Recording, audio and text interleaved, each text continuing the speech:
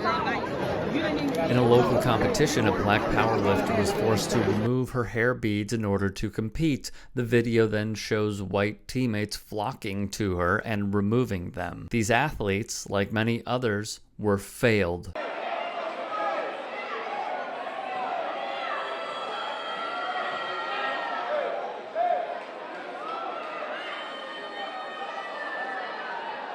In the state of New Jersey, recall wrestler Andrew Johnson being instructed by a referee who previously uttered a racist slur, alimony, to have his hair cut to, you guessed it, be allowed to enter competition. The Little League World Series saw a black boy's hair have cotton placed on it in an attempt to mimic another competitor. In Portland, Oregon, Marissa Martino was forced to go to the bathroom with a pair of scissors and cut her hair if she wanted to play in a volleyball match. She said she was left in tears and missed the whole first set because of it. The coach said it was her decision.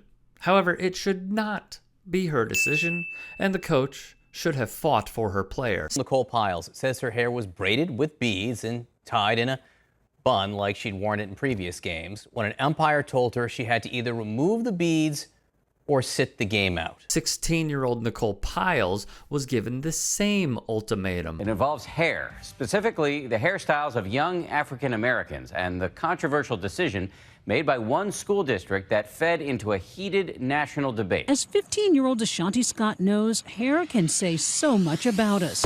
A cheerleader at Butler High in Louisville, Kentucky, she proudly wears hers in its natural, tightly curled state. So she was stunned this year when she saw her school's new dress code policy. It was the hair, and I noticed that as you kept reading, it just added more and more hairstyles that were natural and mostly worn by black people. Did it feel personal to you? It felt very personal to me because I've worn those hairstyles. ABC News wrote what offended the Scotts was the line in the new policy banning dreadlocks, twists, afros longer than 2 inches, and cornrows, which the policy misspelled as corn rolls. Dr. Kayla Adia-Story, Associate Professor of Women's and Gender Studies and Pan-African Studies at the University of Louisville, called the policy racist, gender-biased, and femophobic. And yet, when it comes to black athletes, specifically swimmers who are going to competing in the Olympics, wow. In fact, the International Swimming Federation is now facing criticism after banning swim caps designed for natural black hair. Does that work? The organization claimed the special cap does not, quote, fit the natural form of the head. The British company Soul Cap responded in a statement that reads in part, quote, how do we achieve participation and representation in the world of competition swimmers if the governing body stops suitable swimwear being available to those who are underrepresented? The FINA, or the International Swimming Federation, continued to ban the specifically designed swim cap for black competitors as natural hair for the then upcoming Olympics. Soul Cap had partnered with Elise Deering, the first black swimmer to represent Great Britain at the Olympics. They said, well, you can't wear this at the Olympics. It doesn't conform to the head. How white of you. Damn it. We're so used to seeing a world that's different than ours, knowing what your hair looks like and how it feels and how it performs and what products it needs. Would it kill you to know a little something about us?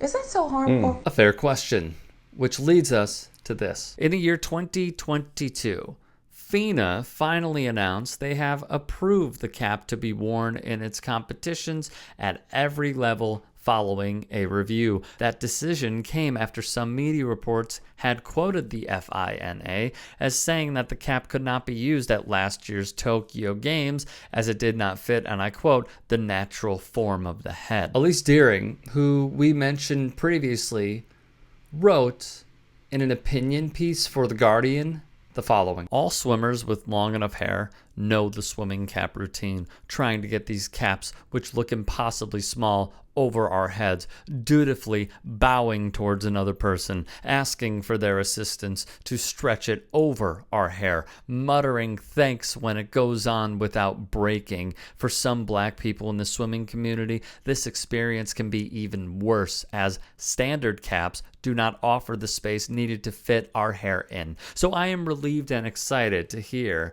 that the FINA has now overturned its original decision and approved the sole cap for use in elite competition. As a black woman and professional swimmer who loves both having her hair braided and wearing it in its natural afro form, I know just how seismic this change will be. We cannot allow younger generations to look at a sport and think for whatever reason, that's not for people like me. Sport is a beautiful and powerful thing, which can be such a positive force in individual lives and communities alike. It imparts life skills, global opportunities, and confidence, and offers something to pour heart and soul into. This is what swimming has been for me, which is why I am so passionate about breaking down these needless barriers to entry and participation.